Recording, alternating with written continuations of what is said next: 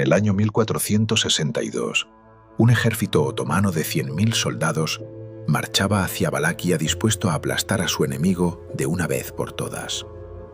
El sultán Mehmed II, el mismo hombre que había conquistado Constantinopla 9 años antes, el conquistador más temido del mundo conocido, con el ejército más grande y más poderoso de su época, marchaban confiados, seguros de la victoria. Y entonces llegaron a las afueras de la capital de Valaquia y se detuvieron. Frente a ellos había un bosque, pero no un bosque de árboles. Era un bosque de 20.000 cadáveres empalados en estacas de madera. 20.000 cuerpos dispuestos en filas perfectas durante kilómetros, pudriendo bajo el sol de verano. El sultán Mehmed II, el hombre que había conquistado Constantinopla, el conquistador invicto, miró ese bosque de muerte y vio media vuelta. Se fue, sin luchar, sin intentar la batalla, sin poder soportar lo que sus ojos estaban viendo. El hombre que hizo eso se llamaba Vlad III, príncipe de Valaquia, conocido en su tierra como Vlad Draculea, hijo del dragón, conocido en la historia como Vlad el Empalador y conocido en todo el mundo desde hace 150 años por otro nombre: Drácula. Esta es su historia real, y es mucho más oscura, más brutal y más fascinante que cualquier novela de vampiros. Para entender a Vlad, hay que entender lo que le hicieron de niño. Valaquia, una región en lo que hoy es Rumanía, atrapada entre dos gigantes que querían devorarla. Por un lado el Imperio Otomano, en plena expansión conquistadora hacia Europa. Por el otro el Reino de Hungría, igualmente hambriento de territorios. El padre de Vlad gobernaba Valaquia intentando sobrevivir entre esas dos fuerzas. Y para mantener la paz con los otomanos, hizo algo que los padres de aquella época a veces hacían y que hoy nos resulta impensable. Entregó a 2 de sus hijos como rehenes al sultán otomano.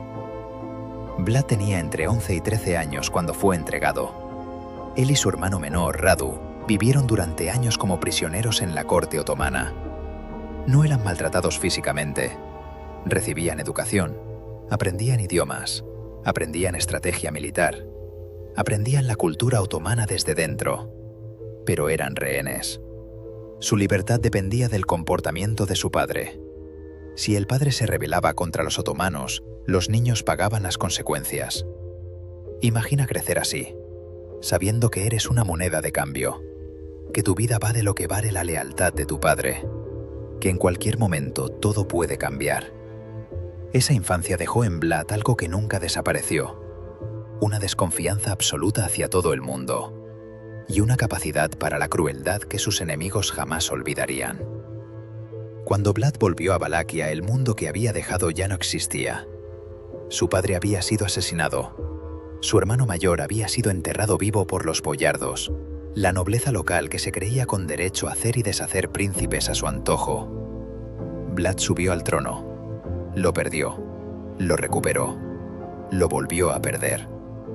Durante años fue un peón en el tablero de ajedrez político entre otomanos y húngaros, entre nobles traidores y enemigos externos. Cada traición dejaba una marca. Cada vez que alguien en quien confiaba lo vendía, Vlad archivaba ese momento en algún lugar oscuro de su memoria. Y cuando finalmente consolidó su poder en Valaquia, decidió que las traiciones habían terminado. Para siempre. El empalamiento no era una invención de Vlad. Era un método de ejecución conocido en varias culturas de la época. Pero nadie lo usó con la frecuencia, la escala y la precisión que lo usó Vlad. La estaca se introducía en el cuerpo de manera calculada para que la víctima tardara horas o incluso días en morir. Era una muerte lenta, agonizante y completamente pública. El mensaje no era solo matar al enemigo, era hacer que su muerte fuera tan visible y tan horrible que nadie pudiera ignorarla. En una famosa ocasión invitó a un banquete a los boyardos que había responsabilizado de la muerte de su padre y su hermano. Los recibió con cortesía, les sirvió comida y vino, y cuando terminó la cena dio la orden. Todos fueron empalados en el jardín del castillo esa misma noche. La aristocracia de Valaquia nunca volvió a desafiarle. Pero aquí está la parte de la historia de Vlad que muy poca gente conoce y que cambia completamente la perspectiva. Para Europa occidental, Vlad el Empalador era un héroe.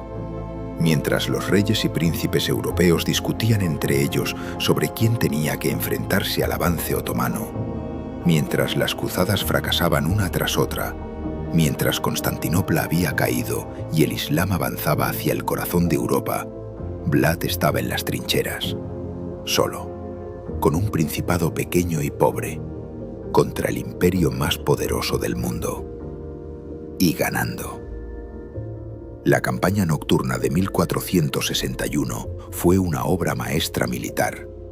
Vlad atacó el campamento del sultán de noche con un ejército pequeño, no para ganar la batalla, sino para matar al sultán directamente. Casi lo consiguió. La confusión fue tal que los propios otomanos se mataban entre sí en la oscuridad. El Papa de Roma lo elogió, el rey de Hungría lo apoyó. El mismo hombre que empalaba a sus enemigos era simultáneamente el escudo de Europa contra el avance otomano. Esa contradicción es lo que hace a Vlad uno de los personajes más fascinantes y más complejos de toda la historia medieval. ¿Cómo pasamos de Vlad el Empalador al conde Drácula de las novelas y las películas? El nombre Drácula viene de Draculea, hijo del dragón, el apodo de su padre que Vlad heredó. Dracul, en rumano antiguo, significaba tanto dragón como diablo, dependiendo del contexto, y los enemigos de Vlad empezaron a usar la connotación diabólica.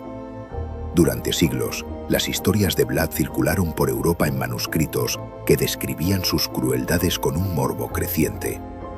La leyenda fue absorbiendo elementos de folclore local rumano sobre los no muertos que bebían sangre y salían de sus tumbas. Y en el año 1897, un escritor irlandés llamado Bram Stoker publicó una novela.